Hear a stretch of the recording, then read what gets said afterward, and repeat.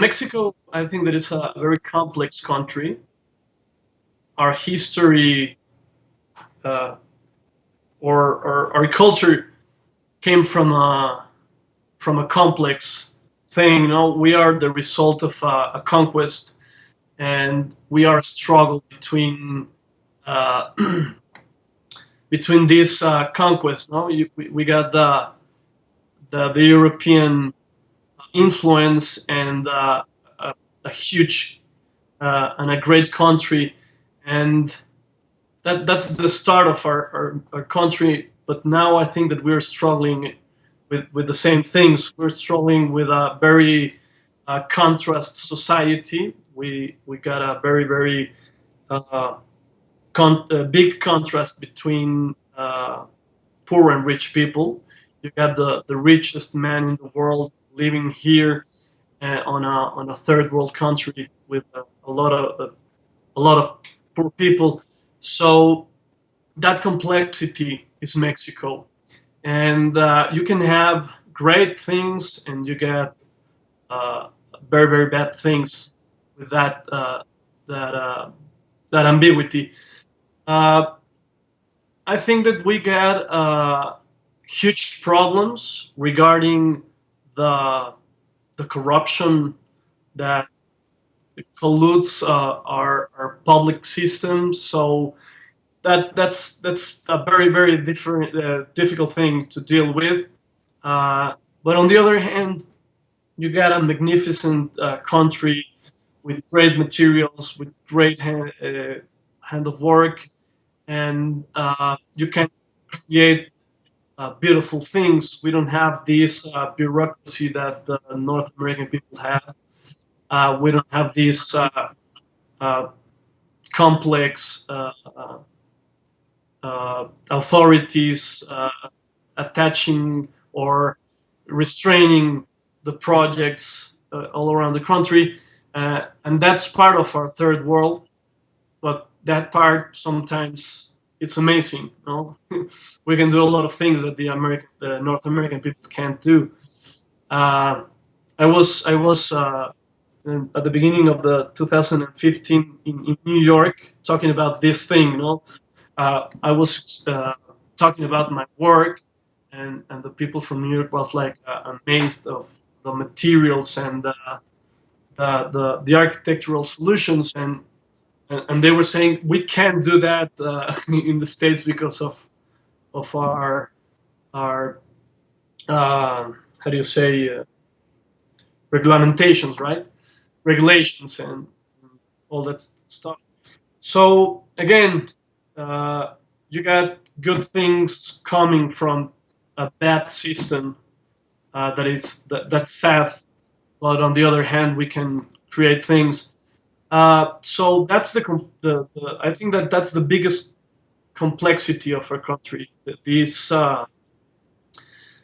idea of having an emergent economy, but with a very corrupted system, and we deal with that every day.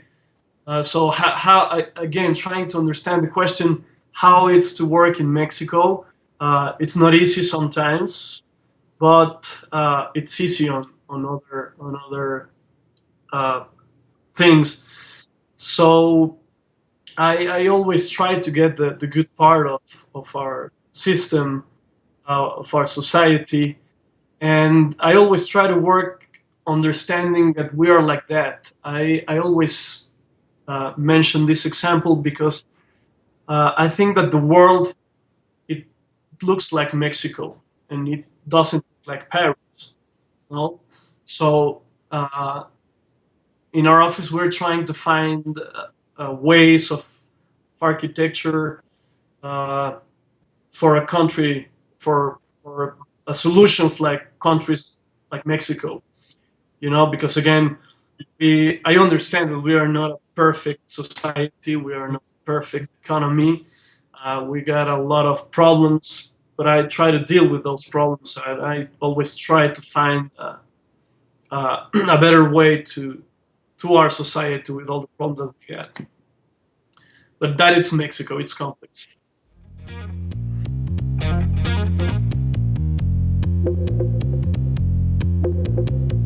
my favorite material is the one that I can find or discover on a culture, on a site, or in a region. Uh, a lot of people talk about a regional architecture in my work, and I like that because, again, I think that architecture is the result of a place.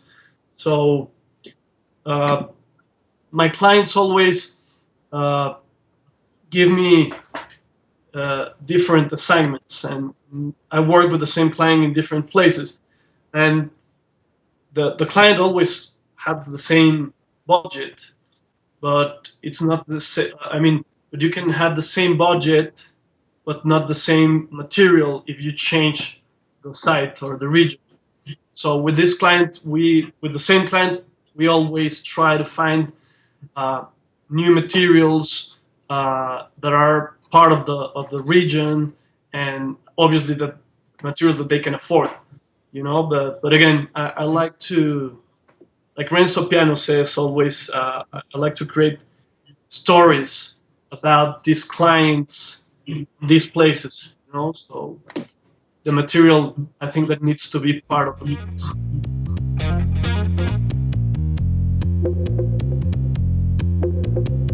Well, I think that for me the biggest influence is always um,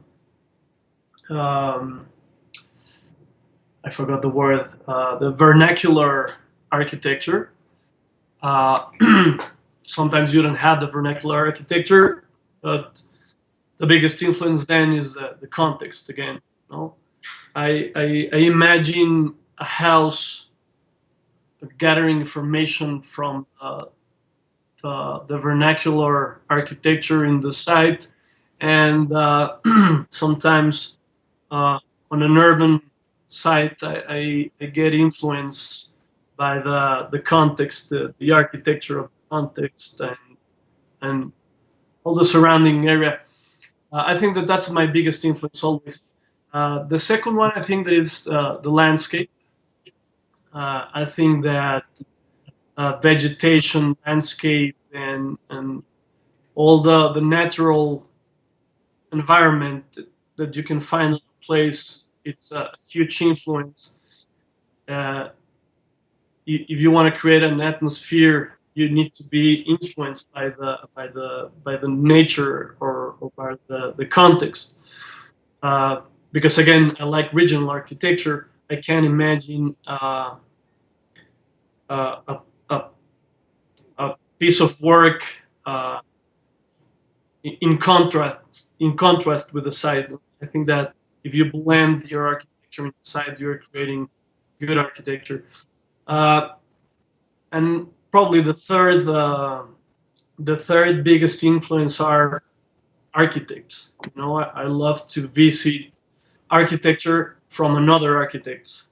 You know, I think that again, uh, if you're dealing with sites and people, uh, the cultural heritage from another architect, it's a huge influence. And I can tell you names of the architects that I always think about, and I love the work of Louis Kahn. I love the work of Renzo Piano, and I love the work of Peter Zumthor. If I can go back in time, right?